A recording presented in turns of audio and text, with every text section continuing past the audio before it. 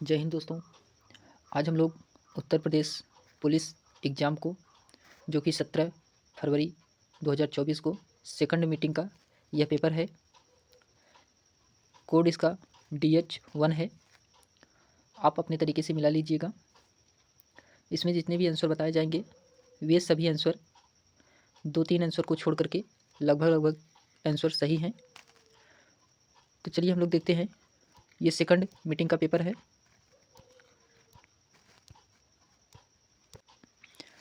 इसमें question first है, ये रीजनिंग का क्वेश्चन है। डायरेक्ट हम लोग आंसर देखेंगे। क्वेश्चन फर्स्ट का जो आंसर होगा वह ऑप्शन नंबर डी होगा 7। क्वेश्चन फर्स्ट का आंसर ऑप्शन नंबर डी है। फिर उसके बाद आता है क्वेश्चन नंबर सेकंड है, ये भी रीजनिंग का सवाल है। क्वेश्चन नंबर सेकंड का, राहुल और रॉबिन भाई हैं, प्रमोद और रॉबिन के पिता हैं, शीला प्रमोद की बहन है, प्रेमा प्रमोद की भांजी है, शुभा प्रेमा की पुत्री है, राहुल सुभा से किस प्रकार का संबंध है। तो राहुल सुभा से किस प्रकार का संबंध बनाता है, तो ये मामा का संबंध, ऑप्शन नंबर सी मामा का संबंध बनाता है। फिर इसके बाद क्वेश्चन नंबर थर्ड है। क्वेश्चन नंबर थर्ड को देखते हैं हम लोग। इसमें आपको जितने भी आंसर बताए जाएंगे सभी आंसर सही हैं, लगभग एक दो आंसर को छोड़ करके। क्वेश्चन नंबर थर्ड है, एक सटीक घड़ी सुई के सुबह के 9 बजे का समय दिखाई देती है। जब घड़ी उस दिन दोपहर के 3 बजे का समय दिखाती है तो घंटे की सुई कितने डिग्री घूम जाएगी। तो घंटे की जो सुई है वह 180 अंश की डिग्री पर घूम जाएगी। ऑप्शन नंबर इसमें बी सही है। फिर उसके बाद क्वेश्चन नंबर चौथा है, ये निम्न आकृति का अध्ययन करें और नीचे दिए गए प्रश्नों का उत्तर दें। तो इसमें आकृति दिया गया है। तो इसमें पूछा गया है कि वृत्त का मतलब होता है नियोजित लोग, और फिर छोटे वृत्त का मतलब होता है पिछड़े लोग, और फिर त्रिभुज का मतलब होता है शिक्षित लोग। तो इसमें होगा आंसर नंबर सी 22 होगा। क्वेश्चन नंबर चौथा का आंसर नंबर सी 22 होगा। फिर उसके बाद आता है क्वेश्चन नंबर पाँचवा है कि निम्नलिखित में से कौन सा आरेख समुद्र, पृथ्वी और सूर्य के बीच संबंध को सबसे अच्छी तरह से दर्शाता है। तो समुद्र, पृथ्वी और सूर्य के बीच कौन सा संबंध सबसे अच्छी तरह से दर्शाता है। तो इसमें ऑप्शन नंबर सी सही है। क्वेश्चन नंबर पाँचवा का ऑप्शन नंबर सी सही है। फिर उसके बाद आता है क्वेश्चन नंबर छठा है, रीजनिंग का सवाल है। इसे अगर आप सॉल्व करेंगे क्वेश्चन नंबर छठवा का, तो इसमें ऑप्शन नंबर डी सही होगा 42। फिर उसके बाद क्वेश्चन नंबर सातवां है, इसको अगर आप सॉल्व करेंगे तो क्वेश्चन नंबर सातवां का ऑप्शन नंबर इसमें भी सही होगा, ए होगा सातवें में।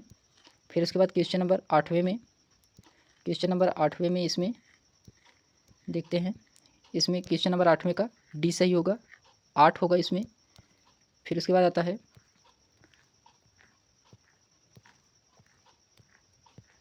क्वेश्चन नंबर नौवां, क्वेश्चन नंबर नौवें का, इसमें क्वेश्चन नंबर नौवें का जो आंसर सही होगा वह डी सही होगा। इसमें भी ऑप्शन नंबर डी इसमें सही है क्वेश्चन नंबर नौवें का। अगर आप इसको सॉल्व करेंगे तो आंसर आएगा ऑप्शन नंबर डी। फिर उसके बाद क्वेश्चन नंबर 10वां, क्वेश्चन नंबर 10वें का जो आंसर होगा वह ऑप्शन नंबर बी सही होगा। Option number B, question number 10वें का ऑप्शन नंबर बी सही होगा। फिर उसके बाद क्वेश्चन नंबर 11, क्वेश्चन नंबर 11 को अगर आप सॉल्व करेंगे तो क्वेश्चन नंबर 11 को आंसर है, क्वेश्चन नंबर 11 का आंसर केवल निष्कर्ष फर्स्ट अनुसरण करता है। ऑप्शन नंबर इसमें ए सही है क्वेश्चन नंबर 11 का। फिर उसके बाद आता है क्वेश्चन नंबर 12,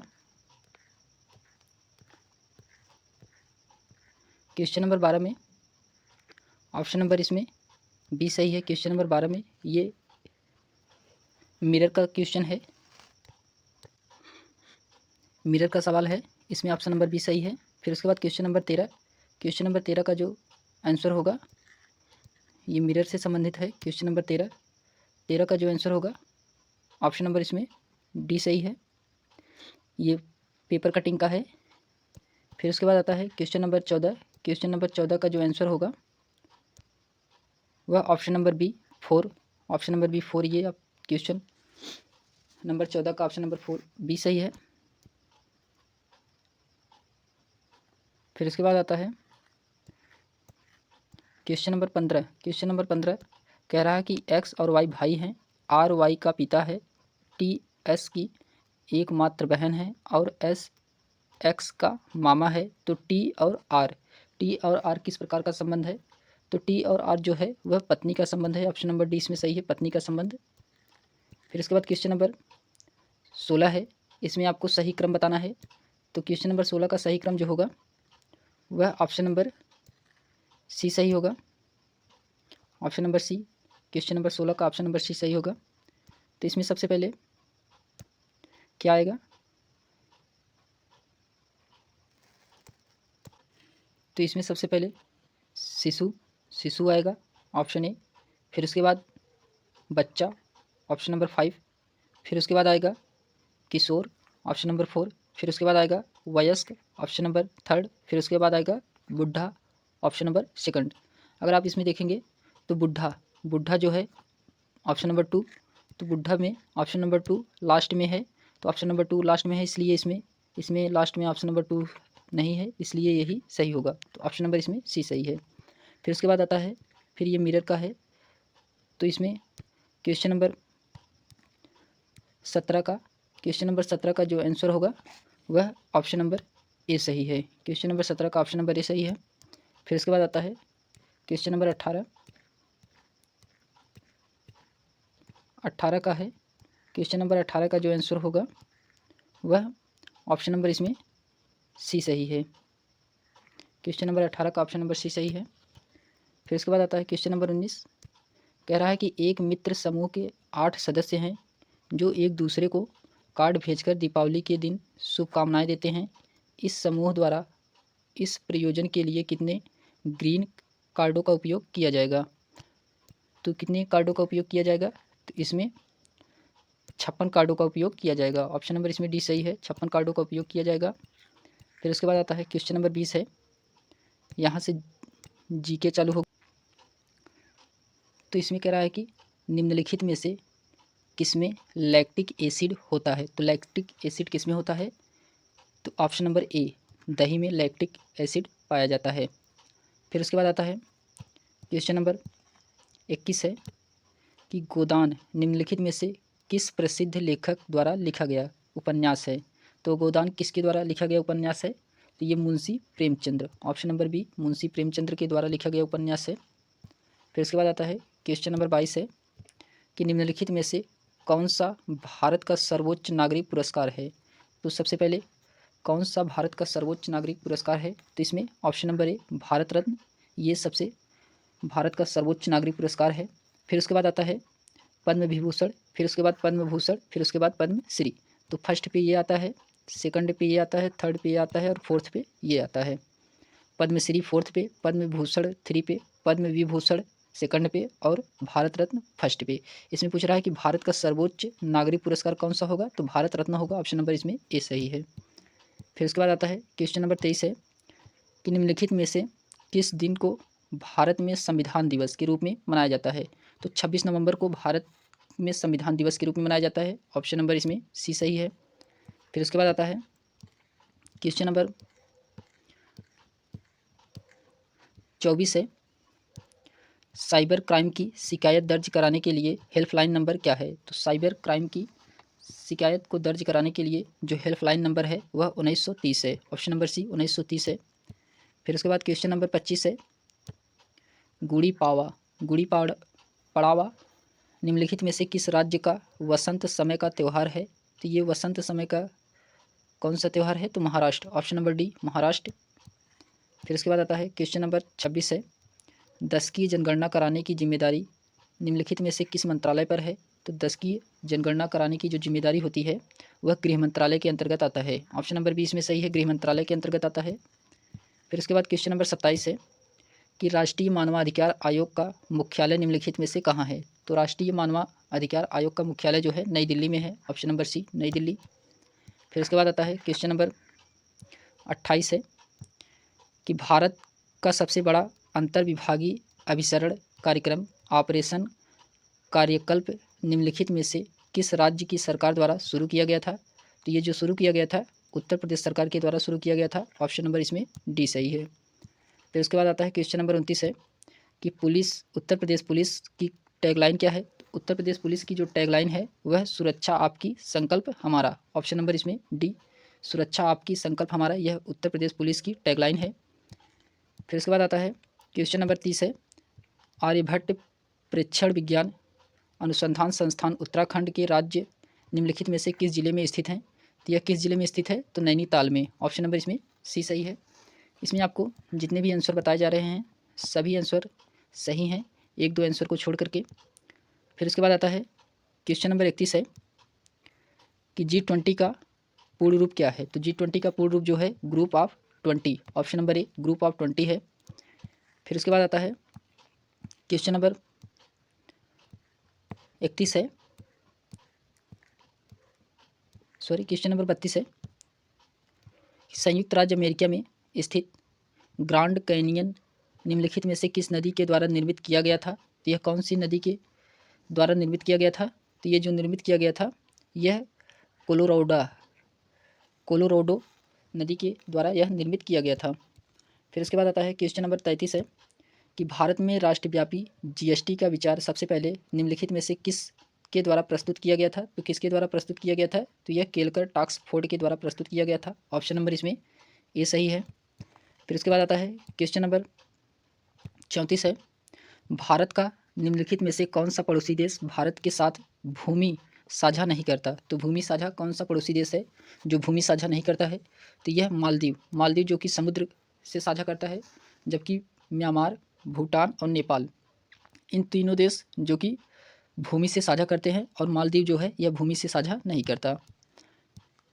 क्वेश्चन नंबर 35 है, टोक्यो एशिया के निम्नलिखित में से किस देश की राजधानी है? तो ये जापान की राजधानी है। ऑप्शन नंबर सी, ये जापान की राजधानी क्या है? तो टोक्यो है। फिर उसके बाद आता है क्वेश्चन नंबर 36 है, थांगा निम्नलिखित में से किस राज्य की सबसे लोकप्रिय कला शैली है? तो थांगा जो है यह सिक्किम की सबसे लोकप्रिय कला शैली है। ऑप्शन नंबर इसमें सी सही है। फिर उसके बाद आता है क्वेश्चन नंबर 37 है, नर्मदा निम्नलिखित में से किस में मिलती हैं? तो नर्मदा किस में मिलती हैं? तो ये मिलती हैं अरब सागर में। ऑप्शन नंबर ए अरब सागर में मिलती हैं। फिर उसके बाद आता है क्वेश्चन नंबर 38 है कि उन गीतों के नाम बताए जो राधा और कृष्ण के दिव्य प्रेम का गुणगान करते हैं और विशेष रूप से ब्रज में लोकप्रिय हैं। तो कौन सी गीत है? तो यह रसिया। ऑप्शन नंबर इसमें बी सही है, रसिया। फिर उसके बाद आता है क्वेश्चन नंबर 39 है कि वस्त्र मंत्रालय ने निम्नलिखित में से किसका उत्पादन करने के वाले किसानों की सुविधा के लिए पाट मित्रो एप्लीकेशन लॉन्च की है? तो पाट मित्रो जो एप्लीकेशन लॉन्च किया गया है यह जूट पटसन के द्वारा सुविधा उत्पादन के लिए लॉन्च किया गया है। ऑप्शन नंबर इसमें ए सही है, जूट पटसन। फिर उसके बाद आता है क्वेश्चन नंबर 40 है कि प्रभावती गुप्त साम्राज्य में निम्नलिखित में से किस शासक की बेटी थी? तो ये चंद्रगुप्त द्वितीय की बेटी थी। ऑप्शन नंबर इसमें सी सही है, चंद्रगुप्त द्वितीय। फिर उसके बाद आता है क्वेश्चन नंबर 41 है कि निम्नलिखित में से किसने संविधान के प्रत्येक पृष्ठ के किनारों यानी कि बॉर्डरों को डिजाइन किया था और इसे कलाकृतियों से सजाया था? तो ये सजाने वाले कौन थे? श्री नंदलाल बोस थे। ऑप्शन नंबर इसमें ए सही है, श्री नंदलाल बोस के द्वारा कलाकृतियों को सजाया गया था। फिर उसके बाद आता है क्वेश्चन नंबर 42 है कि हाल ही में विश्व के निम्नलिखित में से किस देश में तमिल कवि और दार्शनिक थिरुवल्लुवर की प्रतिमा का अनावरण किया गया है? तो ये जो किया गया है प्रतिमा का अनावरण यह फ्रांस में किया गया है। ऑप्शन नंबर ए इसमें सही है, फ्रांस में किया गया है। फिर उसके बाद क्वेश्चन नंबर 43 है, 2016 की विमुद्रीकरण के समय निम्नलिखित में से कौन भारत के प्रधानमंत्री थे? तो श्री नरेंद्र मोदी जो कि ये भारत के प्रधानमंत्री थे 2016 में। फिर उसके बाद आता है क्वेश्चन नंबर 44 है कि ऐसी अर्थव्यवस्था जिसमें निजी क्षेत्र और सरकार दोनों हो निम्नलिखित में से क्या कहलाती है? तो ये मिश्रित अर्थव्यवस्था। ऑप्शन नंबर इसमें बी सही है, मिश्रित अर्थव्यवस्था कहलाती है। फिर इसके बाद क्वेश्चन नंबर 45 है कि भारतीय राष्ट्रीय आंदोलन की निम्नलिखित में से किस घटना के बाद रविन्द्रनाथ टैगोर ने अपना दर्द व गुस्सा व्यक्त किया था और अपनी नाइटहुड की उपाधि को त्याग दिया था? तो ये जलियांवाला बाग नरसंहार की घटना थी। उसके बाद से रविन्द्रनाथ टैगोर ने अपना नाइटहुड की उपाधि पर त्याग कर दिया था। ऑप्शन नंबर इसमें ये सही है। फिर उसके बाद आता है क्वेश्चन नंबर 46 है कि नीली क्रांति निम्नलिखित में से किससे संबंधित है? तो मत्स्य पालन। ऑप्शन नंबर सी इसमें मत्स्य पालन उत्पादन से नीली क्रांति संबंधित है। फिर उसके बाद आता है क्वेश्चन नंबर 47 है कि निम्नलिखित में से कौन टाटा स्टील लिमिटेड के संस्थापक थे। तो टाटा स्टील लिमिटेड के संस्थापक जो है कौन थे, तो ये थे sir Dorabji Tata. Option number इसमें सी सही है, दोराबाजी टाटा, ये जो कि टाटा स्टील लिमिटेड के संस्थापक थे।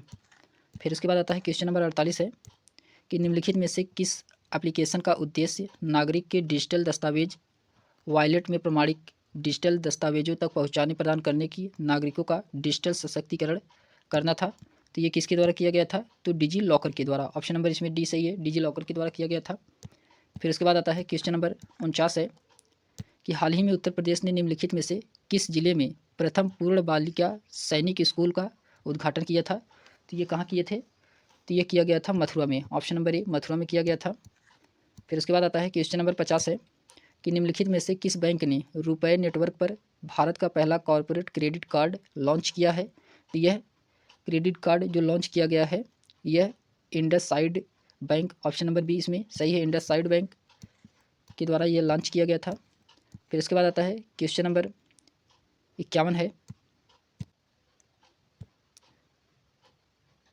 क्वेश्चन नंबर 51 है याया त्योसो भारत के निम्नलिखित में से किस राज्य या केंद्र शासित प्रदेश में स्थित पहला जैविक विविधता विरासत स्थल है। तो यह किस राज्य में स्थित है, तो यह राज्य है Ladakh. Option number D Ladakh में स्थित है। फिर उसके बाद आता है क्वेश्चन नंबर 52 है कि उत्तर प्रदेश राजस्व संहिता 2006 के अनुसार राज्य सरकार प्रत्येक जिले में कितने कलेक्टर, इसमें सहायक और अतिरिक्त कलेक्टर शामिल नहीं, तो कितने कलेक्टर नियुक्त करेगी, तो इसमें एक कलेक्टर। ऑप्शन नंबर ए इसमें सही है, जिले में एक ही कलेक्टर होता है और एक एसपी होता है। फिर उसके बाद आता है क्वेश्चन नंबर 53 है वर्तमान में इलाहाबाद उच्च न्यायालय में न्यायाधीशों की स्वीकृति की संख्या कितनी है। तो इलाहाबाद उच्च न्यायालय में जो न्यायाधीशों की संख्या है वह 160 है। ऑप्शन नंबर सी 160 है। फिर उसके बाद आता है क्वेश्चन नंबर 54 है कि भारत की स्वतंत्रता के बाद उत्तर प्रदेश राज्य के पहले मुख्यमंत्री निम्नलिखित में से कौन से थे। तो Govind Ballabh Pant, option number option number A Govind Ballabh Pant, ये जो कि उत्तर प्रदेश के पहले मुख्यमंत्री बनाए गए थे। फिर उसके बाद आता है क्वेश्चन नंबर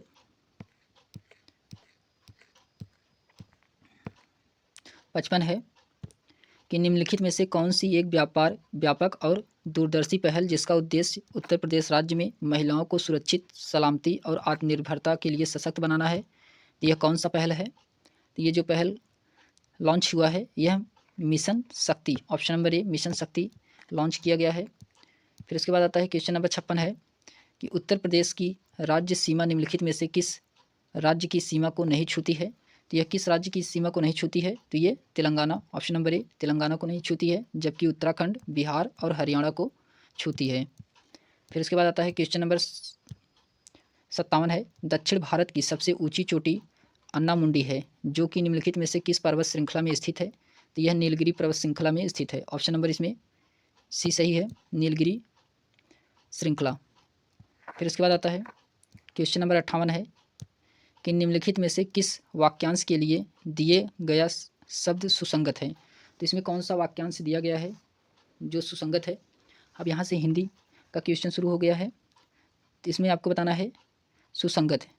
तो इसमें आदि से अंत तक जो अधो उपांत, ये ऑप्शन नंबर बी इसमें सही है, आदि से अंत तक अधो उपांत, ये जो कि वाक्यांश सुसंगत है। फिर उसके बाद क्वेश्चन नंबर 59 है कि सुतिमस भिन्नार्थक शब्द युग में निर्वाद और निर्विवाद का उचित अर्थ है। तो उचित अर्थ में कौन सा है, तो इसमें निंदा विवाद रहित, ऑप्शन नंबर बी निंदा विवाद रहित है। फिर उसके बाद क्वेश्चन नंबर 60 है कि निम्नलिखित में से शुद्ध वाक्य का चयन कीजिए। तो इसमें शुद्ध वाक्य को चयन को करना है आपको। तो कौशल्या ने मुझे मथुरा दिखाया, ये गलत है। कश्मीर में कई स्थल देखने योग्य हैं, ये भी गलत है। गीता ने सुशील को आवाज़ लगाई पर वह चली गई, ये भी गलत है। सॉरी, इसमें आपको बताना है कि अशुद्ध वाक्य कौन सा है। तो अशुद्ध वाक्य इसमें कौन सा है, तो उसको बताना है। तो इसमें कौशल्या ने मुझे मथुरा दिखाया, ये सही है। कश्मीर में कई स्थल देखने योग्य हैं, ये भी सही है। गीता ने सुशीला को आवाज़ लगाई पर वह चली गई, ये भी सही है। तुम मेरी तरफ क्यों चले आ रहे हो, तुम मेरे तरफ, ऑप्शन नंबर इसमें डी यही गलत है कि तुम मेरी तरफ क्यों चले आ रहे हो, ये होना चाहिए था। तो इसमें ऑप्शन नंबर डी सही है। फिर उसके बाद आता है क्वेश्चन नंबर 61 है कि निम्न में से लिंग की दृष्टि से कौन सा विकल्प गलत है। तो इसमें आपको कौन सा विकल्प गलत है इसको बताना है। इसमें जो गलत है, बनिया का बनियान नहीं होता है, बनिया का बनियाइन होता है। चूहिया चूहा का चूहिया होता है। तनुज का तनुजा होता है। सांप का सापिन होता है। जबकि ऑप्शन नंबर इसमें डी सही है। फिर उसके बाद क्वेश्चन नंबर 62 है, बधु शब्द का बहुवचन क्या होगा। तो बधु शब्द का बहुवचन जो होगा वह बधुएं होगा। ऑप्शन नंबर इसमें बी, बधु शब्द का बहुवचन बधुएं है। फिर उसके बाद क्वेश्चन नंबर 63 है, माँ ने बच्चे को मिठाइयाँ दी तो रेखांकित शब्द में कौन सा कारक है। तो इसमें रेखांकित शब्द में आपको कौन सा कारक इसमें बताया गया है। इसमें जो कारक है संप्रदान कारक। ऑप्शन नंबर इसमें बी सही है। फिर उसके बाद आता है क्वेश्चन नंबर 64 है कि निम्नलिखित में से कौन सा शब्द तद्भव है। तो कौन सा इसमें शब्द जो है तद्भव है, तो वह उल्लू। ऑप्शन नंबर बी उल्लू तद्भव है। फिर क्वेश्चन नंबर 65 है, निम्नलिखित में से कौन सा शब्द तत्सम है। तो तत्सम कौन सा है इसमें, तो इसमें जो तत्सम है शुष्क, शुष्क जो कि तत्सम है। फिर उसके बाद आता है क्वेश्चन नंबर 66 है कि निम्नलिखित में से चांदनी शब्द के पर्यायवाची किस विकल्प में है। तो चांदनी शब्द का पर्यायवाची कौन सा है। तो चांदनी शब्द का जो पर्यायवाची है वह कौमुदी और ज्योत्सना। ऑप्शन नंबर सी कौमुदी और ज्योत्सना जो कि ये चांदी का पर्यायवाची है। फिर उसके बाद आता है क्वेश्चन नंबर 67 है कि निम्नलिखित में से निश्चयवाचक सर्वनाम है। तो निश्चयवाचक सर्वनाम क्या है। तो निश्चयवाचक सर्वनाम यह है। ऑप्शन नंबर सी यह निश्चयवाचक सर्वनाम है। फिर क्वेश्चन नंबर 68 है, कविश्वर, कविश्वर का संधि विच्छेद क्या हो गया। तो कविश्वर का जो संधि विच्छेद होगा वह कवि धन ईश्वर। ऑप्शन नंबर डी कवि धन ईश्वर इसका संधि विच्छेद होगा। फिर उसके बाद क्वेश्चन नंबर 69 है, क्या कोई तारे गिन सकता है, वाक्य में किस चिन्ह का प्रयोग हुआ है। तो वाक्य में जो प्रयोग किया गया है वह प्रश्न सूचक चिन्ह का प्रयोग किया गया है। ऑप्शन नंबर इसमें बी सही है। फिर उसके बाद आता है क्वेश्चन नंबर 70 है कि ईमानदार शब्द में कौन सा विशेषण है। ईमानदार में कौन सा विशेषण है, तो इसमें गुणवाचक विशेषण है। ऑप्शन नंबर सी गुणवाचक विशेषण है।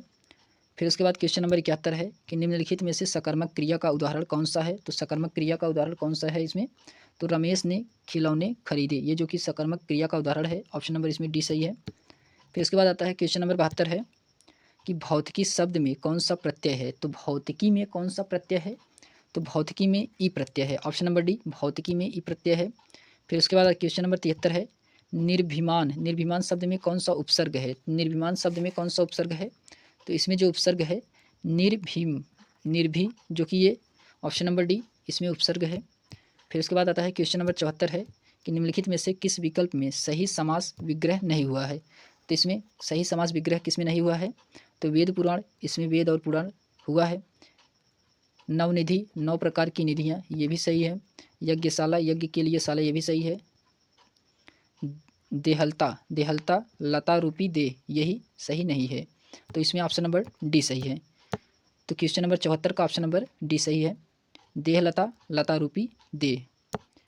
फिर उसके बाद आता है क्वेश्चन नंबर 75 है, आकर्षक, आकर्षक का विलोम क्या होगा, तो विकर्षक होगा। आकर्षक का विलोम अनाकर्षक भी होता है, लेकिन ऑप्शन विकर्षक दिया है तो सबसे सटीक आंसर इसमें विकर्षक है। तो ऑप्शन नंबर इसमें डी सही है। फिर उसके बाद आता है क्वेश्चन नंबर 46 है, 76 है, सब और विपत्ति का होना, सब और विपत्ति का होना इसके अर्थ के लिए सही लोकवाक्य निम्नलिखित में से कौन सी सही है। तो इसमें जो सही है वह आगे कुआं पीछे खाई। ऑप्शन नंबर इसमें ए सही है। फिर उसके बाद आता है क्वेश्चन नंबर 77, शांत रस का अस्थायी भाव क्या होगा। तो शांत रस का अस्थायी भाव निर्वेद होता है। ऑप्शन नंबर बी सही है। फिर उसके बाद क्वेश्चन नंबर 78 है, शिल्पगत आधार पर दोह से उल्टा छंद है। तो शिल्पगत आधार पर दोहे से उल्टा छंद होता है, तो क्या होता है, तो सोरठा। ऑप्शन नंबर इसमें सी सही है। आप लोग इसे शेयर करिए और सब्सक्राइब करिए और लाइक करिए। फिर उसके बाद क्वेश्चन नंबर 79 है, रहीमन पानी राखिए बिन पानी सब सून, पानी गए उबरे मोती मानस चून। तो इस पंक्ति में कौन सा अलंकार है, तो इसमें आपको अलंकार बताना है कौन सा अलंकार है, तो श्लेष अलंकार है। ऑप्शन नंबर ए सही, इसमें श्लेष अलंकार है। फिर उसके बाद क्वेश्चन नंबर 80 है, निम्नलिखित में से कौन सा शब्द अनेक कार्थी शब्द भेद से संबंध नहीं है। तो ये जो कि भेद से संबंध कौन सा नहीं है, तो मूल्य। ऑप्शन नंबर बी इसमें सही है, मूल्य जो कि इसका संबंध नहीं होता है।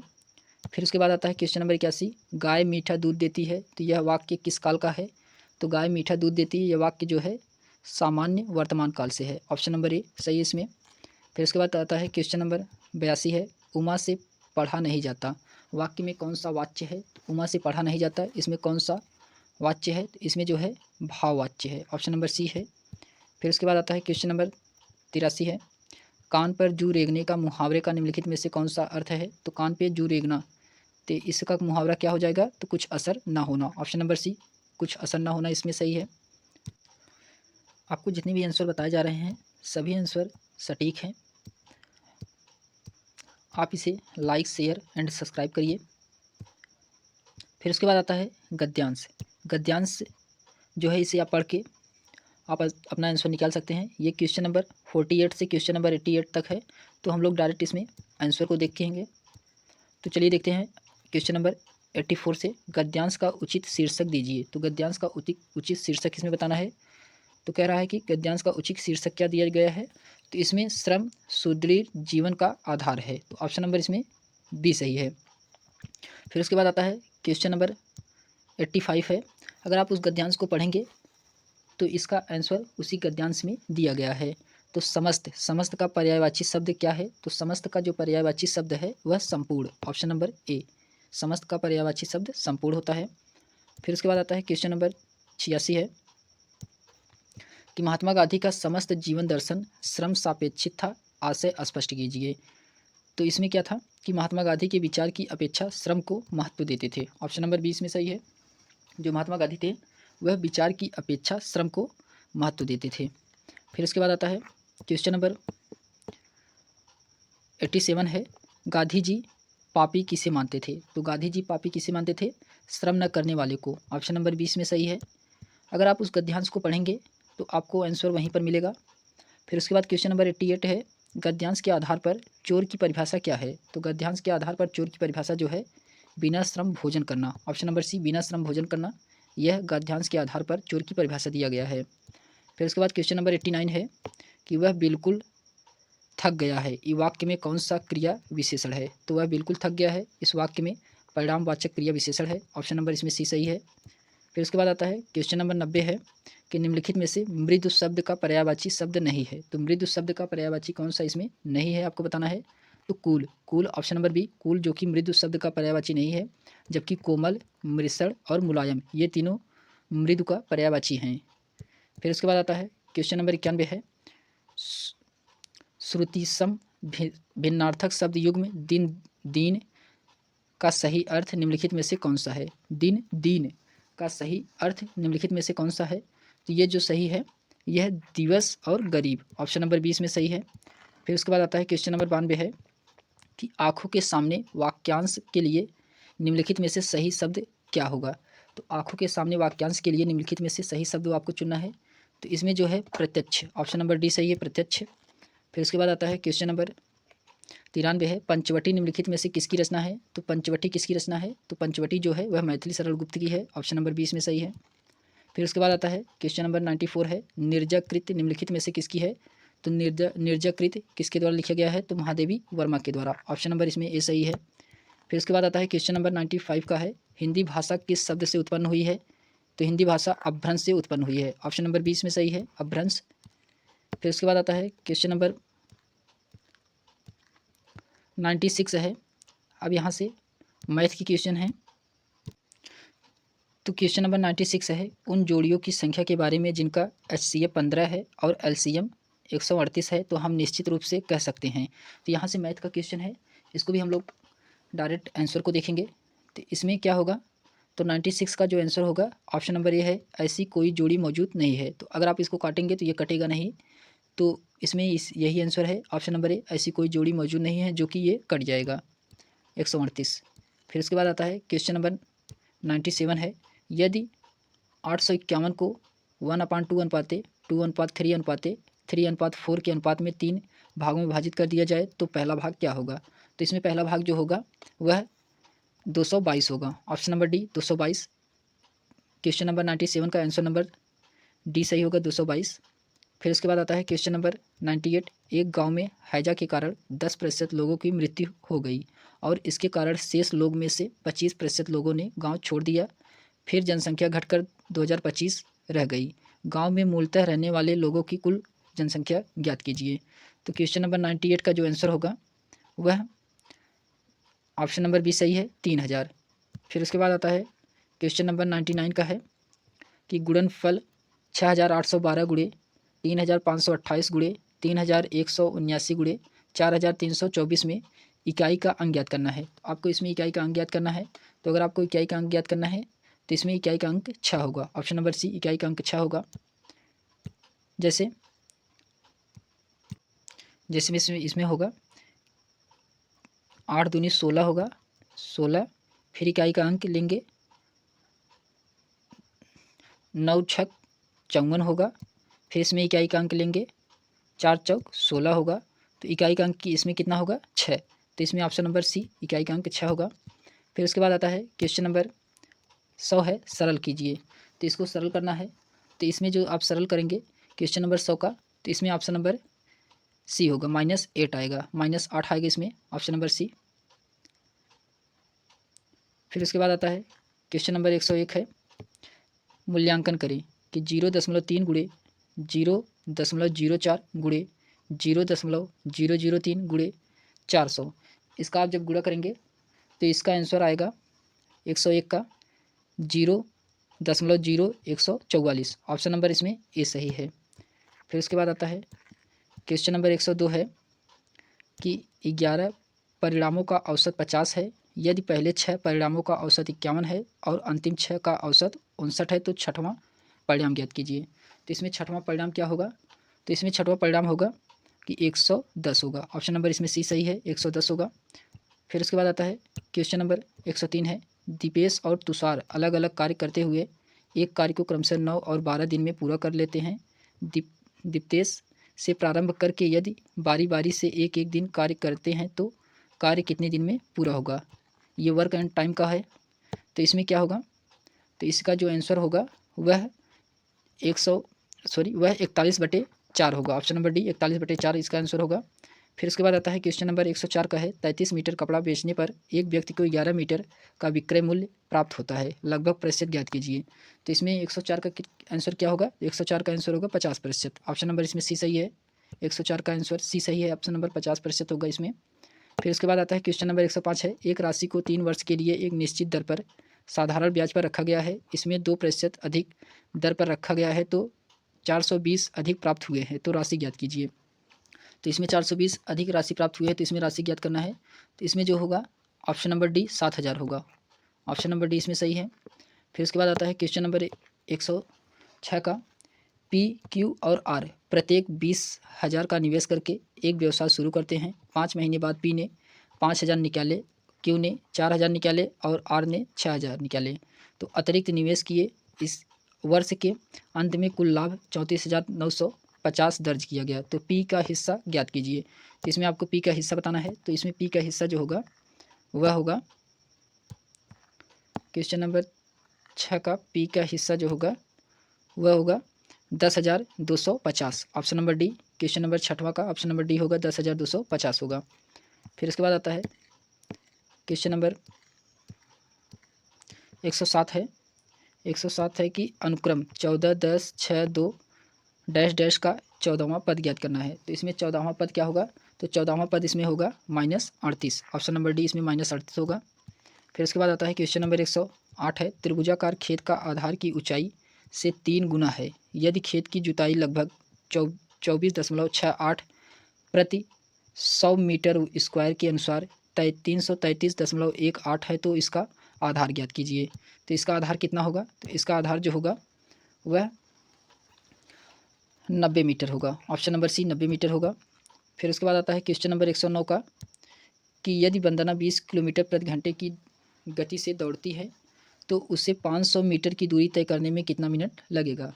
तो वंदना को 500 मीटर की दूरी तय करने में कितना मिनट लगेगा? तो ये 1.5 मिनट। ऑप्शन नंबर इसमें सी सही है। फिर उसके बाद आता है क्वेश्चन नंबर 110 से 114 दिए गए हैं। निम्नलिखित रेखा ग्राफ 2001 से 2007 की अवधि के दौरान किसी कंपनी के द्वारा आयात की मात्रा और उस कंपनी से निर्यात की मात्रा का अनुपात दर्शाता है। तो आपको नीचे ग्राफ से क्वेश्चन दिए गए हैं। ग्राफ से इसमें दिया गया है कि विगत वर्षों में किसी कंपनी द्वारा आयात और निर्यात की मात्रा का अनुपात बताना है। तो चलिए हम लोग डायरेक्ट क्वेश्चन को देखते हैं। इसमें कह रहा है कि क्वेश्चन नंबर 110वां है, किसी वर्ष में कंपनी के निर्यात का अनुपात आयात के अनुपात का न्यूनतम था। तो ये जो न्यूनतम था कितने कब न्यूनतम था, तो ये न्यूनतम था 2003 में। ऑप्शन नंबर डी 2003 में क्वेश्चन नंबर 110 का ऑप्शन नंबर डी सही है। फिर उसके बाद आता है क्वेश्चन नंबर 111 का है, ये ग्राफ का ही क्वेश्चन है। क्वेश्चन नंबर 111, यदि 2004 में आयात 240 करोड़ और वर्ष 2004 और 2005 मिलाकर कुल निर्यात 500 करोड़ था, तो 2005 में आयात कितना था। तो 2005 में जो आयात इसको बताना है तो वह 450 करोड़। ऑप्शन नंबर इसमें बी सही है। फिर उसके बाद आता है क्वेश्चन नंबर 112 है कि दिए गए वर्षों में से कितने वर्षों में निर्यात आयात से अधिक था। तो जो निर्यात है वह आयात से अधिक था कितने वर्षों में, तो ये था 4। ऑप्शन नंबर बी इसमें सही है, 4 वर्षों में अधिक था। फिर उसके बाद क्वेश्चन नंबर 113 है, यदि 2002 में कंपनी का आयात 260 करोड़ था तो 2002 में कंपनी का निर्यात कितना था। तो 2002 में कंपनी का जब निर्यात था वह था 325 crore. Option number D 325 crore था। फिर उसके बाद आता है क्वेश्चन नंबर 114, 2003 से 2004 तक आयात में कितने प्रतिशत की वृद्धि हुई। तो कितने प्रतिशत की वृद्धि हुई थी, तो ये डेटा अपर्याप्त हैं। ऑप्शन नंबर इसमें बी सही है। फिर उसके बाद आता है क्वेश्चन नंबर 115, वह वेन आरेख चुनिए जो दिए गए वस्तुओं के बीच संबंधों को सबसे अच्छी तरह से समझाता है। तो जानवर दिया है, सब्जियां दिया है और आलू दिया है, तो इसमें आपको संबंध बताना है।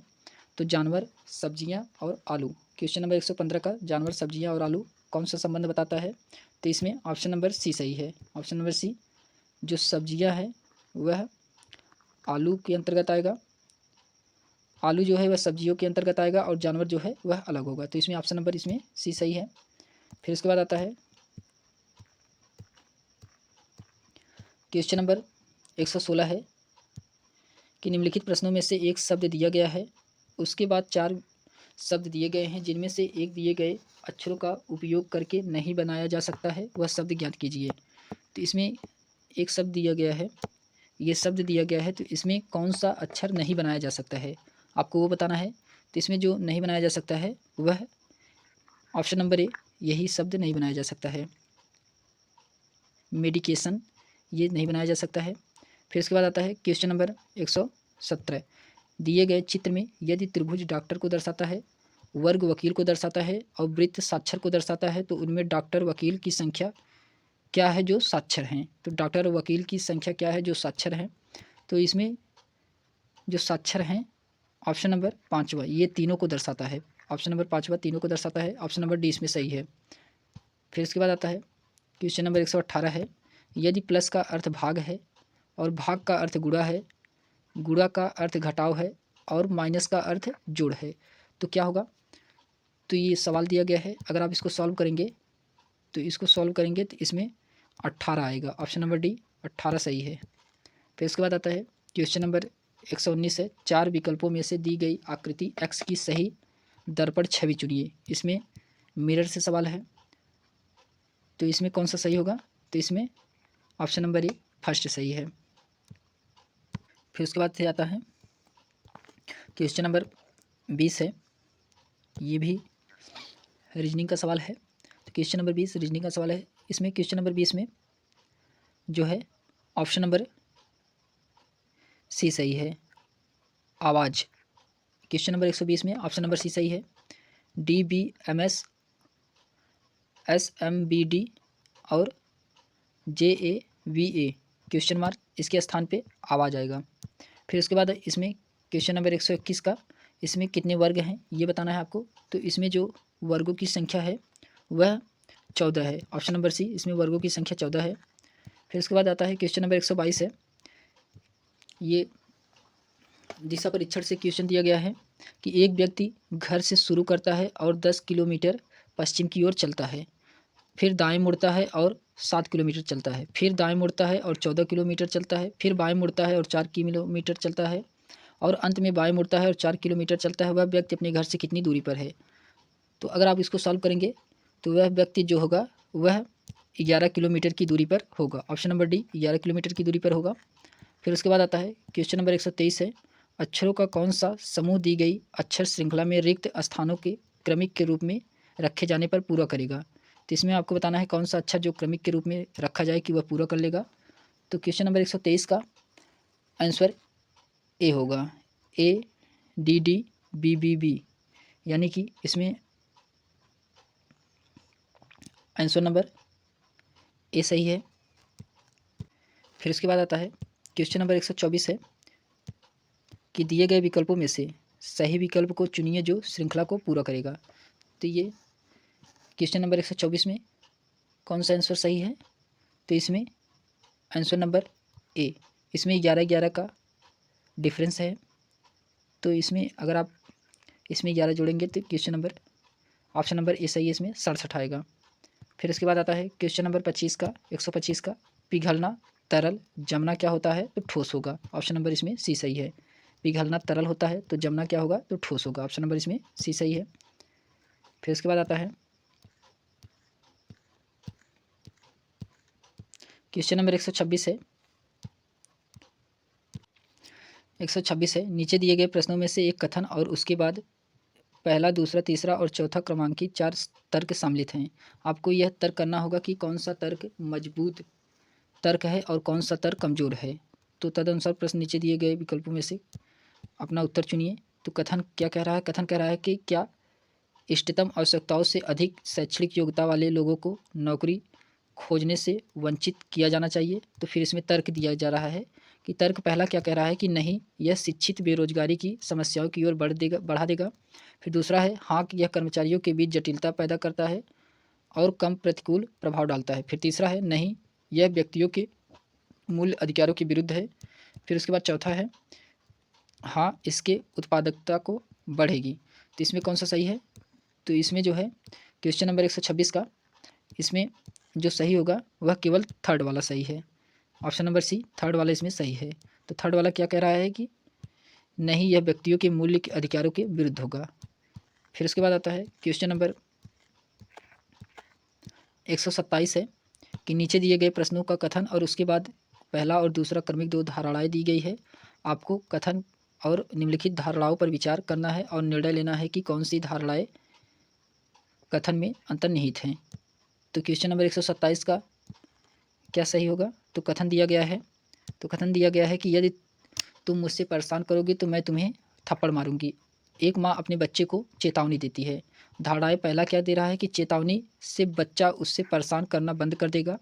फिर सेकंड है सभी बच्चे मूलतः शरारती होते हैं। तो ऑप्शन नंबर इसमें ये सही है, केवल धारणा फर्स्ट अंतर्निहित कर रहा है। फिर उसके बाद आता है क्वेश्चन नंबर, ये प्रश्न संख्या 128 से 132 तक, निर्देश निम्नलिखित जानकारी को ध्यानपूर्वक पढ़ें और प्रश्नों को उत्तर दें। ये जो 128 से 132 है तो इसमें कुछ स्टेटमेंट दिए गए हैं। इसको जब पढ़ेंगे तो आपको आंसर इसी में पता चलेगा। तो हम लोग डायरेक्ट आंसर को देखते हैं। इसमें पूरा स्टेटमेंट दिया गया है, अगर आप इसे पढ़ेंगे तो इसमें से आंसर निकालने में आपको आसानी होगी। तो चलिए क्वेश्चन नंबर 128 को देखते हैं। क्वेश्चन नंबर 128 कह रहा है कि महिर को कंपनी में 5 वर्ष के लिए नियुक्त किया गया था। इस दौरान उन्हें बिना बताए 1 वर्ष के वेतन छुट्टी ले ली 1 वर्ष छुट्टी ले ली और बाद में वे सेवा से बर्खास्त कर दिया गया। तो इसमें क्या होगा? अगर आप उसको पढ़ेंगे तो उसी में आंसर होगा। तो इसमें आंसर नंबर सी, यदि जी या पीएफ में से कोई एक दिया जा सकता है। तो ऑप्शन नंबर इसमें सी सही है। फिर उसके बाद क्वेश्चन नंबर 129 है कि श्री अशोक को 10 वर्ष बाद सेवा से बर्खास्त कर दिया गया। तो श्री अशोक को 10 वर्ष बाद सेवा से बर्खास्त कर दिया गया। तो इसमें ऑप्शन नंबर सी सही है, यदि जी या पीएफ में से कोई एक दिया जा सकता है। फिर उसके बाद आता है क्वेश्चन नंबर 130 है कि श्रीमती वर्मा ने कंपनी में 4 वर्ष तक सेवा प्रदान की और इस्तीफा दे दिया। तो क्वेश्चन नंबर 130 का कौन सा सही होगा? तो इसमें केवल जी दी जा सकती है। ऑप्शन नंबर ए सही है। इसमें क्वेश्चन नंबर 30 का ऑप्शन नंबर ए सही है। फिर उसके बाद आता है क्वेश्चन नंबर 131। क्वेश्चन नंबर 131 है कि श्रीमती देवल ने कंपनी में 3 वर्षों तक काम किया, हालांकि उस समय 2/3 वर्षों के दौरान वह अवैतनिक अवकाश पर भी था। आखिरकार उसे नौकरी से निकाल दिया गया। तो नौकरी से निकाल दिया गया, क्यों निकाल दिया गया? क्योंकि वह केवल पीएफ दिया जा सकता है। ऑप्शन नंबर इसमें डी सही है।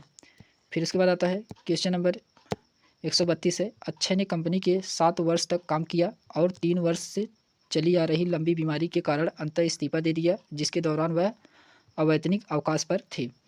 तो क्वेश्चन नंबर 132 का जो होगा ऑप्शन नंबर इसमें सी सही है। ना तो जी दिया जा सकती है और ना ही पीएफ दिया जा सकता है। ऑप्शन नंबर इसमें सी सही है। फिर उसके बाद आता है क्वेश्चन नंबर 133 है। इसमें आपको बताना है, क्वेश्चन नंबर 133 है, यह तर्क क्षमता का क्वेश्चन है। तो क्वेश्चन नंबर 133 है, तो आप एक पुलिस अधिकारी के रूप में तैनात हैं। अगर आप एक पुलिस अधिकारी के रूप में तैनात हैं, सोशल मीडिया निगरानी से निषेधाज्ञा का उल्लंघन करते हुए अनाधिकृत राजनीतिक रैली का आयोजन का पता चलता है, तो आप क्या करेंगे उस समय? तो आपको क्या करना है उस समय? तो आप करेंगे, इसमें ऑप्शन नंबर डी सही है, आदेश प्रबंधक को समझाने के लिए आयोजकों को बाध्य करना चाहिए। तो ऑप्शन नंबर इसमें डी सही है।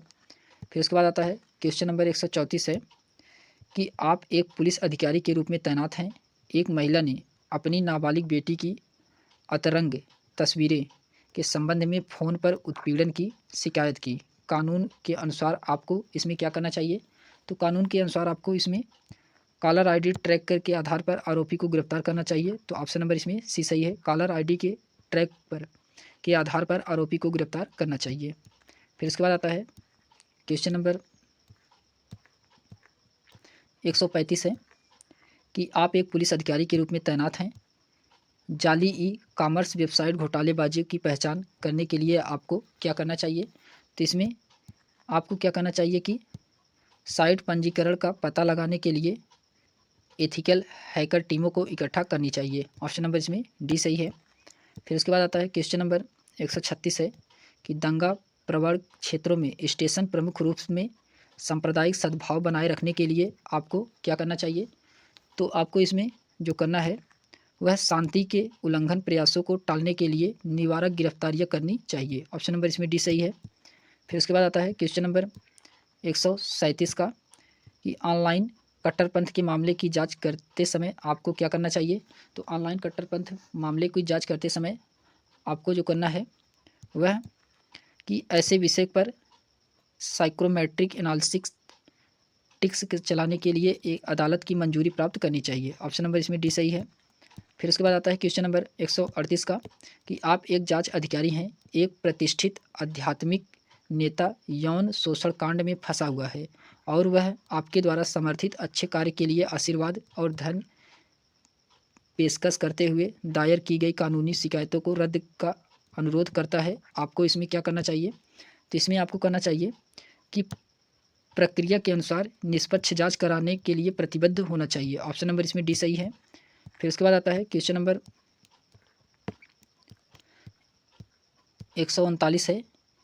139 में कह रहा है कि आप एक अपराध शाखा इकाई में एक निरीक्षक हैं जो संगठित अपराधों और गिरोह को से निपटते हैं। आप पिछले 3 वर्षों से कई कार्य कर रहे हैं। हालांकि नीति में बदलाव के कारण आपको महिला सेल में स्थानांतरित कर दिया जाता है, जहां आपको महिला सुरक्षा और सशक्तिकरण से संबंधित मामले निपटाना होता है। तो आपको लगता है कि यह काम चुनौतीपूर्ण और फ़ायदेमंद काम है, तो आप क्या करेंगे उस समय? तो आपको क्या करना है? तो इसमें आपको नीति परिवर्तन को स्वीकार करना चाहिए और अपराध शाखा के इकाई को अपने संपर्क और भागीदारी बनाए रखने का प्रयास करना चाहिए। तो ऑप्शन नंबर इसमें सी सही है। फिर उसके बाद आता है क्वेश्चन नंबर 140 है कि एक पुलिस अधिकारी के रूप में आप जिले में अल्पसंख्यक धार्मिक घृणा अपराधों की रिपोर्ट करते हैं। तो आप इसमें क्या करेंगे? तो आप इसमें सामुदायिक नेताओं को शामिल करते हुए अंतर धार्मिक शांति पहल का आयोजन करना चाहिए। तो ऑप्शन नंबर इसमें बी सही है।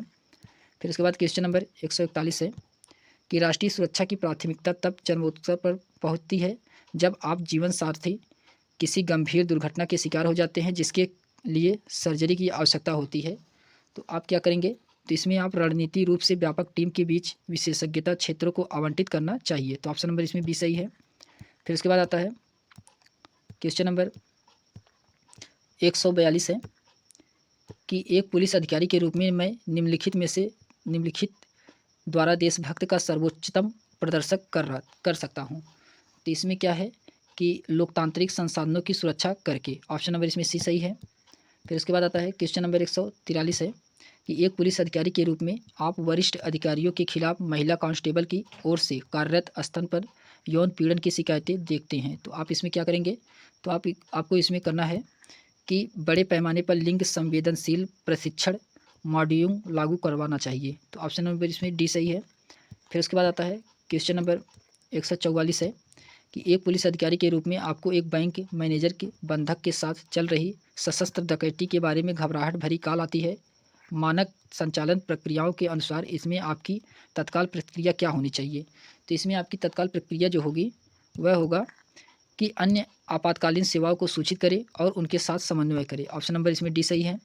फिर उसके बाद आता है क्वेश्चन नंबर 145 है कि एक पुलिस अधिकारी के रूप में आपको अपने कौशल और ज्ञान को बढ़ाने के लिए समय समय पर प्रशिक्षण और मूल्यांकन से गुजरना पड़ता है। निम्नलिखित में से उस संस्था का नाम क्या है जो भारतीय पुलिस सेवा अधिकारी के प्रशिक्षण कराती है? तो उसका नाम है, तो उसका नाम जो है वह राष्ट्रीय पुलिस अकादमी, ऑप्शन नंबर ए राष्ट्रीय पुलिस अकादमी है। फिर उसके बाद आता है क्वेश्चन नंबर 146 है, ये रीजनिंग का सवाल है, क्वेश्चन नंबर 146। तो इसमें 146 में जो है एक निश्चित कूट दिया गया है, तो इसमें आपको बताना है कि कैसे लिखा जाएगा, टेम्पली को कैसे लिखा जाएगा। तो टेम्पली को जो लिखा जाएगा वह ऑप्शन नंबर सी, ये सही है, ऑप्शन नंबर सी सही है इसमें। फिर उसके बाद क्वेश्चन नंबर 147 है कि एक व्यक्ति उत्तर दिशा में 7 किमी चलता है, फिर बाईं ओर मुड़ता है और 4 किमी चलता है, फिर बाईं ओर मुड़ता है और 9 किमी चलता है, फिर से बाईं ओर मुड़ता है और 4 किमी चलता है। तो क्या व्यक्ति प्रारंभिक स्थिति से कितनी दूर पर है? तो व्यक्ति जो प्रारंभिक स्थिति से वह कितनी दूरी पर है? तो 2 किलोमीटर दूरी पर। ऑप्शन नंबर इसमें ए सही है। फिर उसके बाद आता है क्वेश्चन नंबर 148 है, प्रश्न चिन्ह के स्थान पर उपयुक्त विकल्प खोजें। तो पथिक, सफर, नाविक क्या होगा? समुद्री यात्रा। ऑप्शन नंबर सी, पथिक का सफर होता है, नाविक का समुद्री यात्रा होता है। फिर उसके बाद आता है क्वेश्चन नंबर 149 है कि निम्नलिखित प्रश्न में कुछ शब्द दिए गए हैं, उनमें से विषम को छोड़कर कुछ सामान्य विशेषताएं हैं, इनमें आपको विषम को ढूंढना है। तो इसमें आपको विषम को ढूंढना है, तो इसमें असंतुष्ट, ऑप्शन नंबर सी इसमें असंतुष्ट, जबकि यही विषम है, ये निगेटिव है इसीलिए विषम है। फिर उसके बाद आता है क्वेश्चन नंबर लास्ट है 150, दिए गए विकल्पों में से सही विकल्प चुनिए। तो दिए गए विकल्पों में से सही विकल्प को चुनना है जो कि श्रृंखला को पूरा करेगा। तो श्रृंखला को कौन सा शब्द पूरा करेगा? तो ये पूरा करेगा 190, ऑप्शन नंबर इसमें डी सही है, 190। आज हम लोगों ने उत्तर प्रदेश पुलिस एग्ज़ाम के पेपर को एनालिसिस किया है, जो कि ये सेकंड पाली का पेपर है। इसके बाद हम लोग 18 तारीख के पेपर को भी सॉल्व करेंगे। आज के लिए बस इतना ही, और आप लोग इस वीडियो को लाइक एंड सब्सक्राइब और शेयर करिए। आज के लिए बस इतना ही, धन्यवाद।